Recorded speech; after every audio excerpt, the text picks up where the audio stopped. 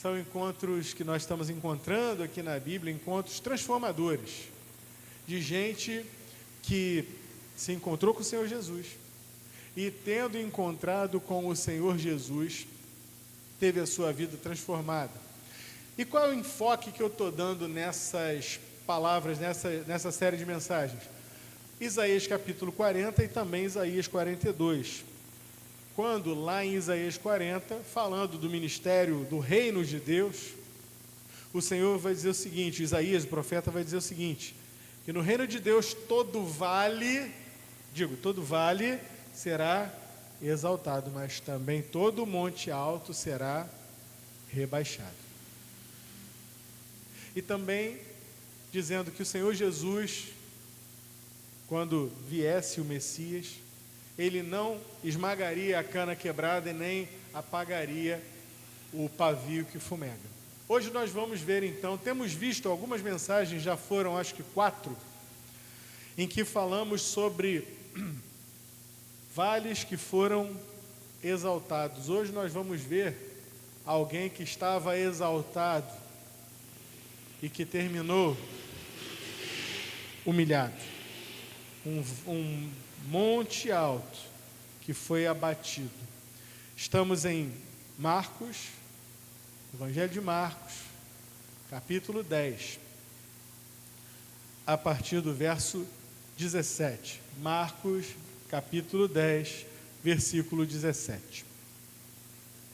Detalhe é que eu e você já passamos por esse capítulo aqui. Quando, pastor? Mais adiante, lá no... Deixa eu dizer certinho aqui o versículo que nós começamos a trabalhar. A partir do verso 46, foi o cego Bartimeu. Cego Bartimeu foi uma dessas mensagens dessa série. Está lá no meu YouTube, se você quiser assistir de novo. O que acontece? Bartimeu era um vale profundo e foi exaltado pelo Senhor. Mas antes que o Senhor encontrasse com Bartimeu, ele encontrou com um homem rico, ou algumas versões vão dizer, o jovem rico. E eu tive a curiosidade dessa vez, depois de 50 anos de igreja, eu tive a curiosidade de procurar esse texto no grego, porque ele está nos 3 evangelhos sinóticos, está em Mateus, está em Marcos, está em Lucas. E para minha surpresa, Gilson, você que também é formado, e Regina que também, a palavra jovem não está em Mateus, não está em Marcos e não está em Lucas. Eu só fui encontrar a palavra jovem numa das traduções, que é a Almeida Revista e Atualizada. Nas outras todas diz que é um homem. Em Lucas, inclusive, vai dizer um príncipe, né? Alguém muito importante em Israel, mas a gente já está acostumado a chamar de um jovem rico, vai jovem rico mesmo, tá, pastor Marcos, você me perdoe. Então vamos ler a história do jovem ou do homem rico, na NVT, que diz assim, quando Jesus saía para Jerusalém, um homem veio correndo em sua direção, que arrependimento, hein? Ajoelhou-se diante dele e perguntou, bom mestre, que devo fazer para herdar a vida eterna? Ao que o Senhor Jesus indaga em resposta, por que você me chama bom? Me chama de bom? Perguntou Jesus, apenas Deus é verdadeiramente bom. Você conhece os mandamentos? Não mate, não cometa adultério, não roube, não dê falso testemunho, não engane ninguém, honre seu pai e sua mãe. O homem respondeu, mestre, tenho obedecido a todos esses mandamentos desde a juventude. Que beleza, hein? Com amor, na sua versão Almeida vai dizer, Jesus o amou. Com amor, Jesus olhou para o homem e disse, ainda há uma coisa que você não fez. Vai e venda todos os seus bens e dê o dinheiro aos pobres, então você terá um tesouro no céu. Depois venha e siga-me. Ao ouvir isso, o homem ficou desapontado e foi embora triste, pois tinha muitos bens. Fala conosco, Senhor. Nos alimenta. Em nome do Senhor Jesus, por quem eu oro. Amém. Meus irmãos, um homem rico, um jovem rico. Veja bem, vamos começar tirando aqui, falando do elefante na sala. Ser rico é necessariamente mal, é pecaminoso, sim ou não? Não é. Ter dinheiro é bom, com certeza é bom. Nunca vi ninguém reclamar, poxa vida, tem muito dinheiro. Agora, já vi muita gente reclamar, se eu tivesse mais um pouquinho. O problema não está na riqueza. E às vezes a gente vê o povo falando um negócio errado aí que não está na Bíblia. O povo diz assim, pastor, porque está escrito lá, o dinheiro é a raiz de todos os males. Opa, calma lá, não é o dinheiro que é a raiz de todos os males, mas é o amor ao dinheiro que é a raiz de todos os males. E ao final dessa conversa, o Senhor Jesus vai ter uma conversa com os seus discípulos. Seus discípulos vão dizer para ele, mas isso é assim, se as coisas são assim, então quem pode salvar-se? Né? Que Jesus vai dizer, dificilmente vai entrar um rico no reino dos céus. Não obstante, embora não seja pecado, embora não seja ruim ter dinheiro, mas o Senhor Jesus declara isso, dificilmente um rico entra no reino dos céus. Por quê?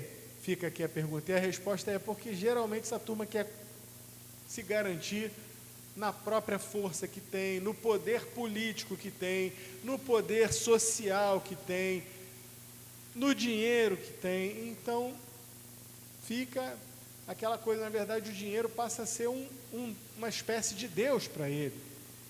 E o Senhor Jesus, numa outra oportunidade, falando sobre o dinheiro, ele diz, olha, vocês não podem servir a dois senhores, não dá para servir a Deus e as riquezas. Portanto, ter dinheiro não é pecado. Luciano Subirá, o pastor Luciano Subirá, diz uma coisa interessante, o problema não é o crente ter dinheiro, o problema é o dinheiro ter o crente. Aí, meu irmão, é uma situação de idolatria. Se o sujeito ama o dinheiro, tem amor ao dinheiro, tem uma vida de apego material, não é ele que tem o dinheiro, é o dinheiro que o tem. Ele é um ídolo, o dinheiro é um ídolo para esse sujeito. Mas até os idólatras querem ter um lugarzinho no céu. Todo mundo quer a vida eterna, sim ou não? Todo mundo quer. E o jovem rico não era diferente. Ele vê que Jesus está saindo, está se direcionando a Jerusalém. Que oportunidade que esse rapaz teve. Era a última Páscoa de Jesus. Alguns dias além, ele estaria em Jerusalém, na sua entrada triunfal, e pouco depois estaria sendo crucificado.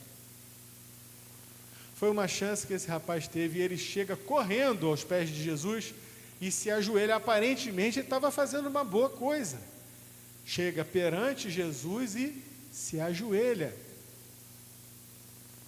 Pastor, quando a pessoa chega, se ajoelha, reconhece o senhorio de Jesus, isso é uma coisa muito boa. Mas pode não ser.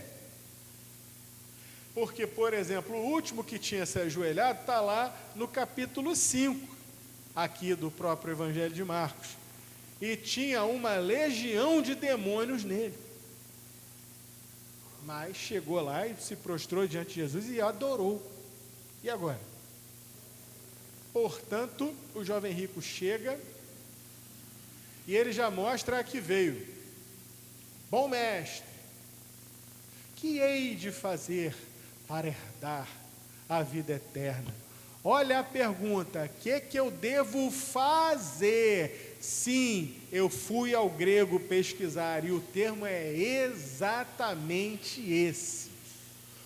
Não é simplesmente o que eu preciso para herdar a vida eterna, mas o que eu preciso fazer para herdar a vida eterna. Amém. Um spoiler que eu não precisava nem dar, que todo mundo aqui já sabe. A gente não pode fazer nada para Deus, nada para chamar a atenção de Deus, nada para impressionar o nosso Deus, porque Ele é o dono de tudo. Ele é Senhor de todas as coisas. Você não pode nem mesmo enganar Deus, porque Ele vê o escondido, o recôndito do nosso coração, sim ou não? Mas aquele rapaz se arvorou em chegar perante Jesus, se ajoelhar e na maior cara dura perguntar: o que é que eu preciso fazer, o que é que eu não fiz ainda para herdar a vida eterna? O Senhor Jesus já dá uma nele, logo na chegada, já chega logo: por que você está me chamando de bom? Só tem um bom, que é Deus. Parece uma retórica até meio grosseira, uma grosseria da parte do Senhor Jesus, mas observem que há uma profundidade nessa colocação do Senhor Jesus, porque quando vamos comparar, por exemplo, com o cego Bartimeu, que nós já tratamos há algum tempo atrás, o cego Bartimeu chama Jesus por um título: Filho de Davi, tem misericórdia de mim. Ele reconhece no Senhor Jesus o Filho de Davi, portanto, o Messias esperado. Ele reconhece em Jesus a humanidade, ou seja, a sua ascendência davídica, e reconhece também que ele era da parte de Deus, porque um dia um filho de Davi, um dia um herdeiro de Davi, viria se assentar no trono e o seu reino não teria fim. Portanto, Bartimeu o reconhece como o Messias, mas o jovem rico o chama de bom mestre. E quando o Senhor diz: por que me chamas bom? Somente tem um que é bom, que é Deus. Era a janela de oportunidade para aquele jovem dizer: mas eu reconheço que tu és o Filho de Deus. Você já viu uma cena parecida com essa na Bíblia em algum lugar? Vou lembrar vocês. Que dizem os homens que eu sou? Pergunta Jesus aos seus discípulos. Aí alguns respondem: olha, uns dizem que o Senhor é algum dos profetas, ou talvez até João Batista ressuscitado. E aí o Senhor pergunta: e vocês, o que vocês dizem? Quem eu sou de acordo com vocês, com a interpretação de vocês? E o mais arvorado, Pedro, de cara já responde: tu és o Cristo, o Filho do Deus vivo. Foi isso que aconteceu com os discípulos? O Cristo, o Filho do Deus vivo. E aí o Senhor Jesus então fala para Pedro algo. Ele diz assim: sabe uma coisa, Pedro? Bem-aventurado és tu, Simão Barjonas, porque não foi carne nem sangue que tu revelou, mas meu Pai que te revelou isso. Ali aprendemos que a revelação de quem Jesus era, o Cristo, o Filho do Deus vivo, não poderia, o homem natural não poderia, naquele tempo, constatar que aquele homem encarnado era o Cristo, o Filho do Deus vivo. E isso não mudou. Até hoje, nós dependemos de Deus para tirar as escamas dos nossos olhos e nos mostrar que Ele não é qualquer um, que Ele não é apenas um bom mestre, um bom professor, um espírito elevado, um profeta, não, mas que Ele é o Cristo, o Filho de Deus. Isso não mudou. Até hoje nós dependemos disso, nós dependemos do Espírito Santo para tocar e para convencer o pecador do pecado, da justiça e do juízo, e de que Jesus é o Senhor e o Salvador. Pois bem, aqui temos uma cena parecida, só que aqui não foi o Senhor Deus que revelou. O rapaz simplesmente chega e diz: bom mestre. Jesus fala e ele silencia. Ele é obrigado a reconhecer: realmente, pelo que eu aprendi, teologicamente, Deus é bom e só Deus é bom. O mestre está certo. Mas nesse silêncio ele dá uma resposta. Porque se ele não diz: eu reconheço que tu és o Cristo, o Filho do Deus vivo, logo, ele não está ali pelo Espírito, ele não está ali pela fé, ele está ali numa de curiosidade, de saber o que ele poderia fazer de acordo com aquele bom mestre. E talvez amanhã ou depois de amanhã ele perguntasse a algum outro mestre, e talvez ele fosse ao templo e perguntasse aos escribas, aos mestres da lei, aos fariseus, e ele fosse, como diz o outro, né, acende uma vela para cada santo para se garantir. Tem gente que ainda faz isso por aí? Tem gente que diz, vou aqui na Igreja Batista, mas, não, peraí, a Igreja Batista está meio devagar, mas eu preciso ir ali na outra também, que ali vai ter a campanha do não sei o quê, e eu vou na outra, eu vou me cercando por todos os lados, porque numa hora dessa, Deus vai me abençoar. Você não está preocupado em conhecer Deus, você está preocupado em receber a bênção de Deus, e não o Deus da bênção. Era exatamente o que o jovem rico queria. Aliás, ele não queria nem receber a bênção, não. Se possível fosse, ele queria fazer alguma coisa para receber a bênção da vida eterna. Vocês estão entendendo o que está se passando aqui? E aí o Senhor Jesus, depois de dar essa palavra a ele pergunta, para evidenciar, veja bem, meus irmãos, a palavra de Deus, ela não vem, e o Senhor Jesus, já falei aqui, ele não vem para esmagar a cana quebrada, nem para apagar o morrão ou o pavio que fumega. Mas ao mesmo tempo, ele vem para quebrar a dura cerviz daqueles que fingem ser alguma coisa, daqueles que acham que são alguma coisa no reino de Deus ou mesmo no reino dos homens. Salomão já dizia, a humildade precede a honra, certo? E a empáfia e o achar-se grande coisa precede a ruína. E aquele jovem tem que ouvir de Jesus isso, e Jesus ainda fala para ele, você conhece os mandamentos? Ele cita aqui uma série de mandamentos, que eu vou até reler de novo, cadê? Não mate, 1, não cometa adultério, 2, não roube, 3, 4, não dê falso testemunho, 5, não engane ninguém, 6, honre teu pai e tua mãe, 7. O Senhor Jesus listou para ele, do 4º ao 10º mandamento. Eu não sei se você percebeu, mas vamos relembrar aqui como é que funcionam os 10 mandamentos. Quem lembra qual é o primeiro mandamento? Não terás outros deuses diante de mim. Esse mandamento se refere ao nosso relacionamento com o homem ou com Deus? Com Deus. O segundo mandamento que decorre desse, que é esse segundo mandamento? Primeiro, não terás outros deuses. O segundo é, não farás imagem de escultura para diante dela adorares, de nada do que há no céu, na terra, porque Deus não se compara com nada. Não ter outros deuses, olha aqui, relacionamento vertical com Deus. Não fazer imagem de escultura, também diretamente contra Deus. E tem mais um. Guarda o dia de sábado para o santificar. Santifica um dia especialmente na tua vida, para adoração a Deus. Mais um relacionamento vertical.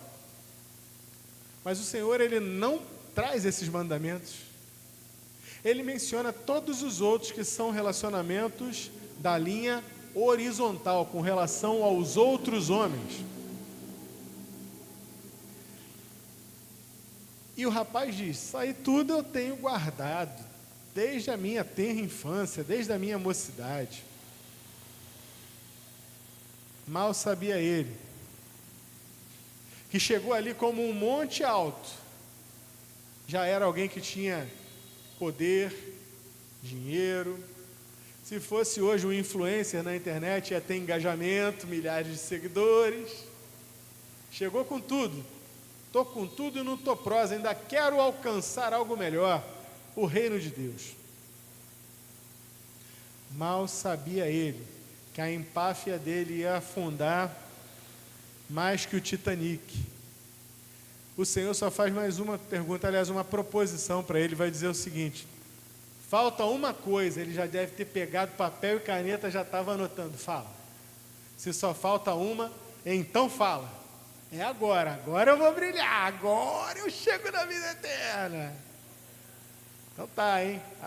Pegou aí teu papel, tua caneta? Peguei. Vai, vende tudo quanto tens, dá aos pobres, vem e segue-me. Jesus não era o Chapolin para dizer, não contava com a minha astúcia. E não contava. O que o Senhor Jesus está dizendo aqui nas entrelinhas para ele? Deixa a idolatria do dinheiro, cara. Larga da idolatria do dinheiro, esse deusinho que você está adorando. Você está crente que está fazendo grandes coisas em não roubar, não furtar, não adulterar, não fazer todas essas coisas aqui que eu falei. Mas você está caindo no primeiro mandamento: não terás outros deuses diante de mim. Jesus mostra para ele de maneira muito clara: há um Deus, uma divindade, um falso Deus que cobra caro, que vai cobrar o preço da tua alma no inferno. E esse Deus que você está idolatrando e a quem você serve com muito prazer se chama Mamon, a adoração da riqueza.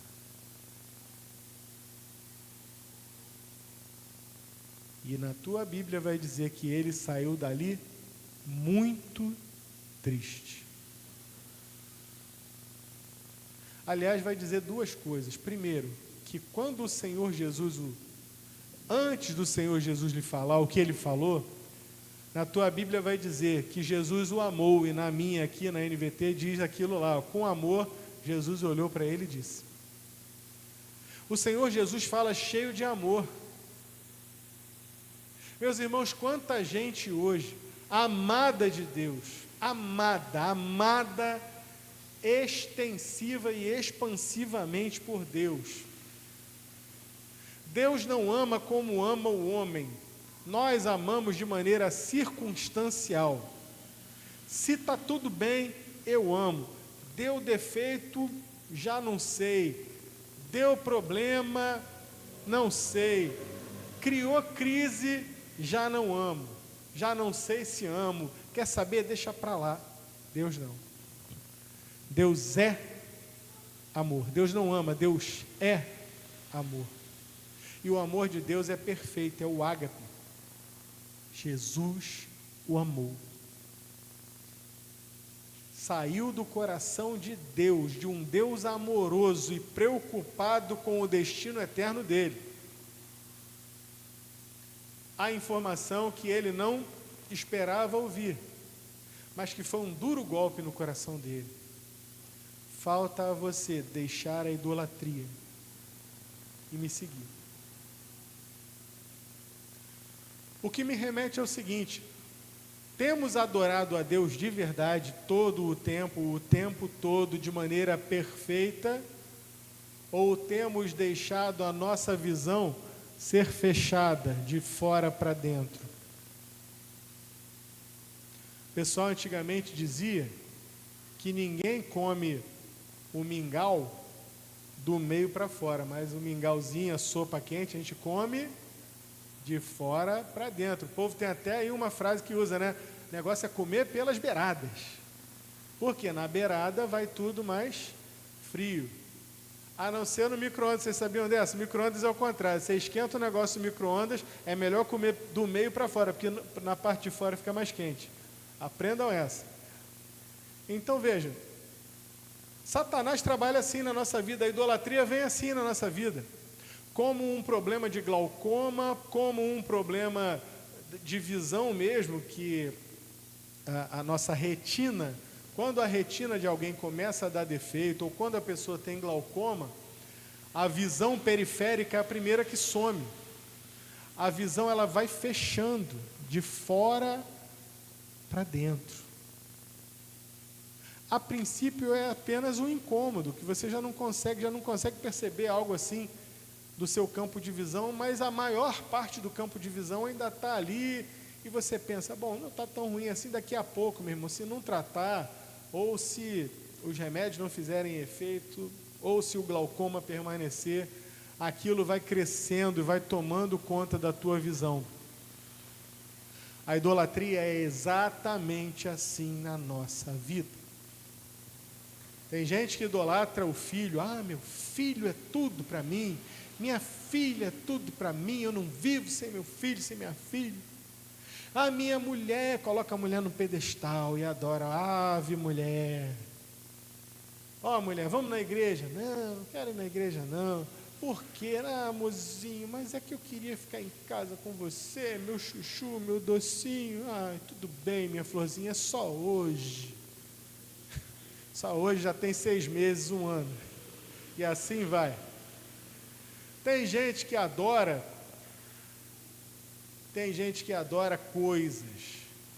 Eu tipo, olha, comprei uma casa de praia, sonho da minha vida. Deus me deu, vai na igreja, dá o testemunho, é uma beleza. Final de ano, fechou, férias escolares, ó, pastor, igreja, um abraço, vou passar aí, agora aí o final de ano, lá na minha casa de praia, na minha casa de campo, seja lá o que for.